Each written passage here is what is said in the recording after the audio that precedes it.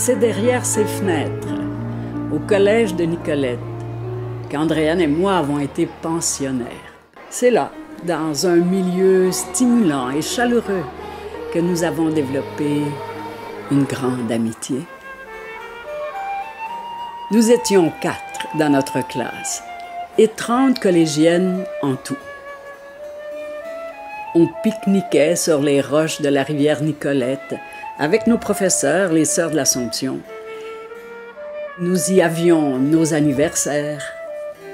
Nous écoutions ensemble à la radio les grands classiques du théâtre tous les mercredis soirs. Nous allions à la cabane à sucre tous les ans et nous nous faisions des crêpes le samedi au chalet des Sœurs au bout du chemin du bois. Ma chambre était voisine de celle d'Andréane. Quand on entrait chez elle, il y avait des livres partout. Rainer Maria Rilke, Baudelaire, Sartre et tant d'autres. Andréane lisait, elle lisait, et elle écrivait aussi. Il y avait le cinéma, mais il y avait aussi, et beaucoup, le théâtre. Nous avions joué du Géon, du Bernanos, et en rhétorique, la tragédie d'Euripide, Iphigénie. Andréane faisait partie des choreutes.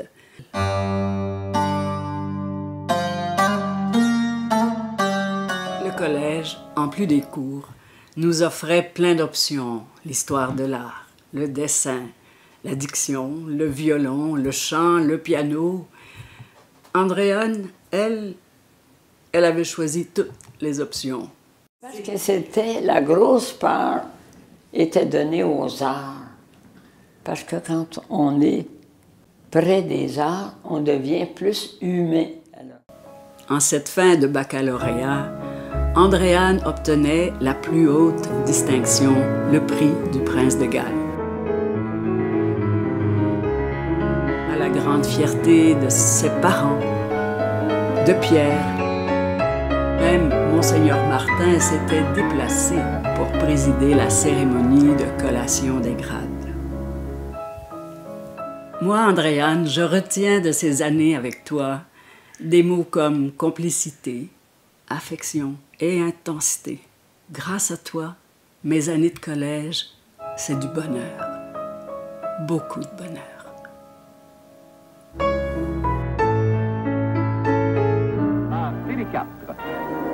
Lorsqu'Andréane est arrivée à Télé 4, je crois que c'était d'être professeure, en tout cas, qui l'amenait. Elle avait un beau phrasé, une belle manière de dire, de faire les choses et tout. Et là, on avait besoin d'une speakerine. Une fois, ce fut l'anniversaire de Télé 4.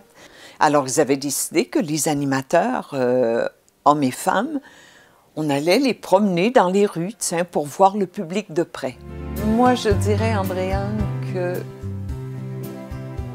tu m'apprenais à trouver des situations pas si terribles que ça. C'est comme si on désamorce avec toi. Tu n'as pas et tu donnes. Et lorsque tu as, tu ne gardes pas, tu donnes. C'est beaucoup ça, toi.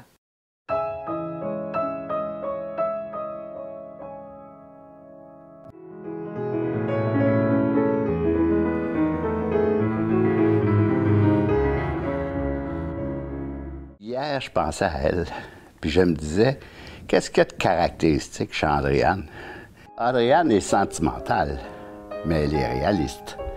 Elle est idéaliste, mais concrète. Elle est fragile aussi, mais elle est ferme.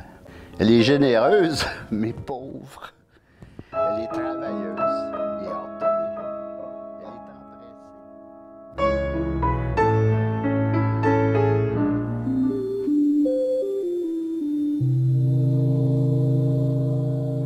Andréane est une femme de défi, hein?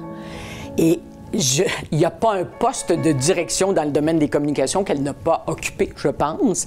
Alors, je l'ai regardée aller de loin et c'est sa capacité de dire les choses délicates, embêtantes, de les dire avec une diplomatie extraordinaire. Et les femmes qui dirigent, les femmes qui ont le pouvoir, souvent souvent, on dit qu'elle se, je sais pas, elle se masculinise ou... Alors, Andréane, elle est capable d'avoir la fermeté qu'il faut pour diriger et elle te fait passer ça avec son grand sourire et c'est formidable.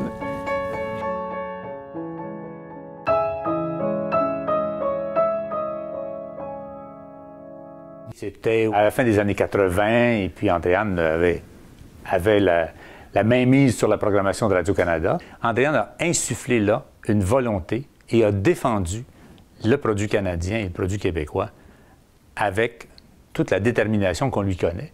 Et c'est grâce à elle, même si les gens qui ont suivi ont continué, c'est elle qui a lancé vraiment la diffusion des téléromans, des émissions jeunesse, de toutes les émissions, en fait, de tous les genres, les émissions musicales qui ont amené TV5 Europe à les diffuser. Et c'est grâce à elle, en fait, que, ultimement, les produits québécois et canadiens se sont retrouvés en francophonie.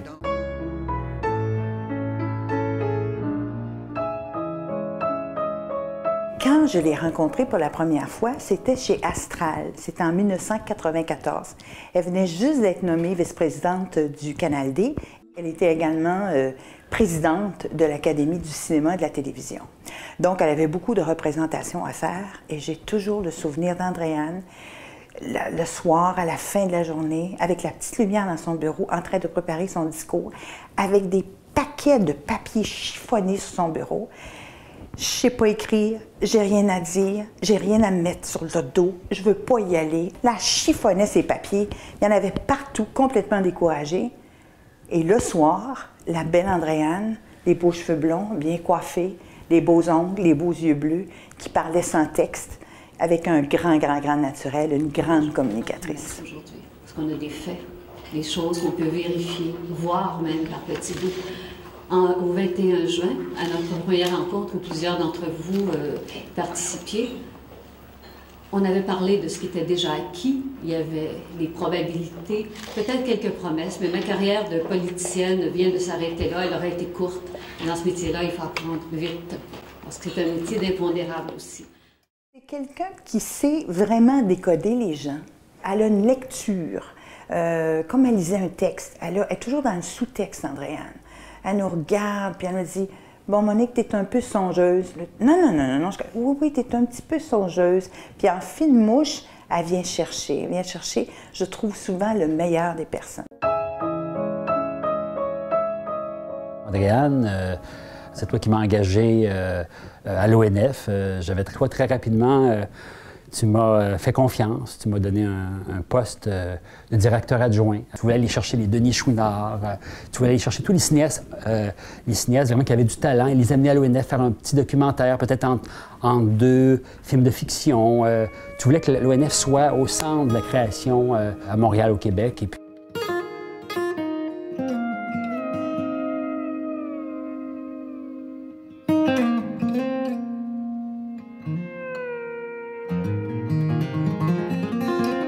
Tu voulais un environnement sain avec les cinéastes là, qui partagent entre eux. Mais c'était dur parce que peu d'argent. Ça a été très dur parce que les cinéastes ont la parole au Jutra. Les cinéastes ont la parole un peu partout dans les médias. Mais Andréane aussi a la parole. Et elle n'a pas eu peur de communiquer puis de dire les choses comment c'était. Elle était toujours convaincue qu'il y a une battante. Andréane, en termes de cœur à cœur, c'est dur à battre.